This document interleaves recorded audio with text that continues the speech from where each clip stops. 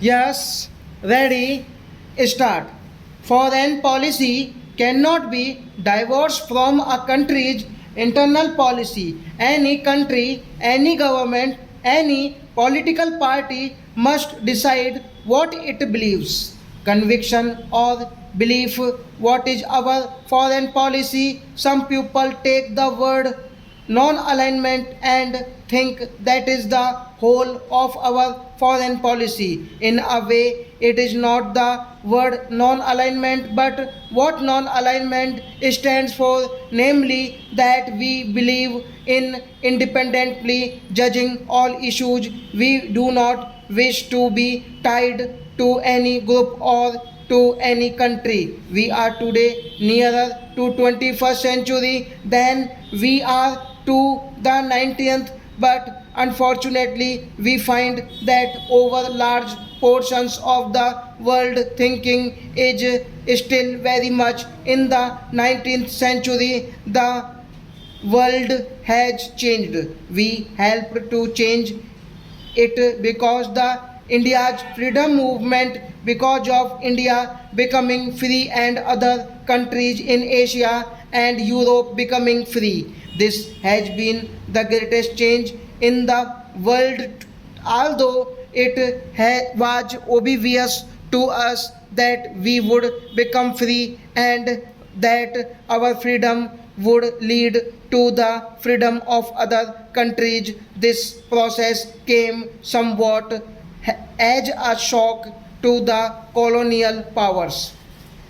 For some time, they seemed to be stunned by that shock, but it has not taken long for them to recover, and since they have recovered, we see another very subtle changes coming over the world, rather dangerous changed colonialism. This has actually happened in some places, and in other places there have been attempts that it should happen. Therefore, the difficulties before the developing countries are still very great, and we can face them not merely by idealism, not merely by sentimentalism, but by very clear thinking and hard headed analysis of the situation. I am glad that the seminar has had the benefit of the analysis of the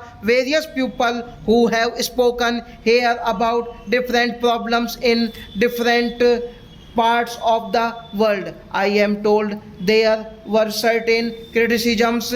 We are used to criticism of our foreign policy because any independent path is so much more difficult to pursue and so much more difficult for people to understand than if we follow some beaten path. There are those who say that non alignment has not severed our purpose or it has not been a success.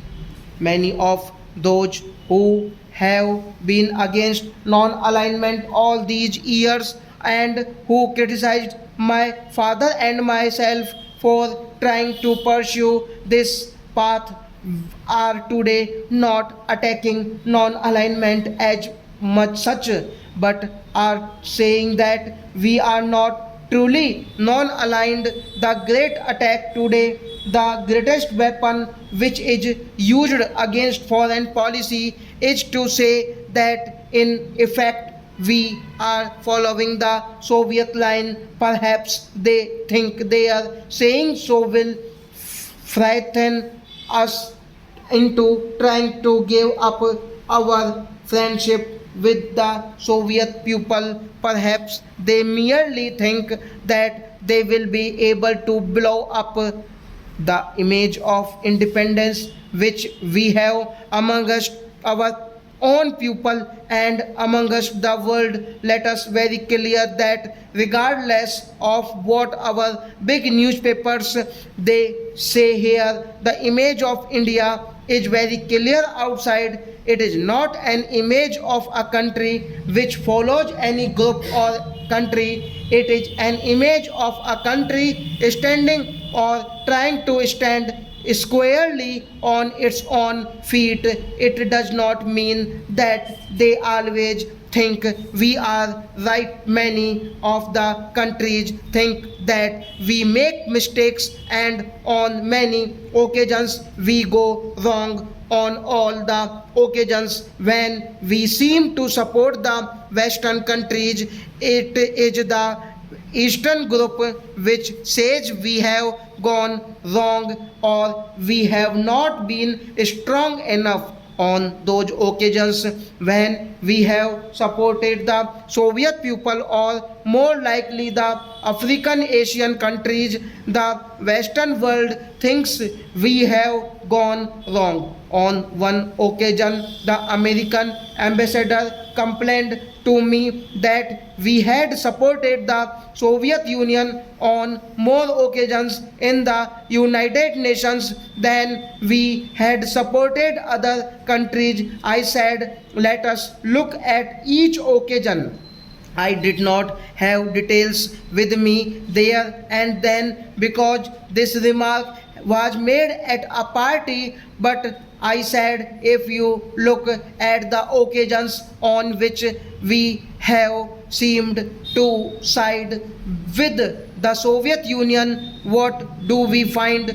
Were they not issues in which India and the developing countries were vitally interested?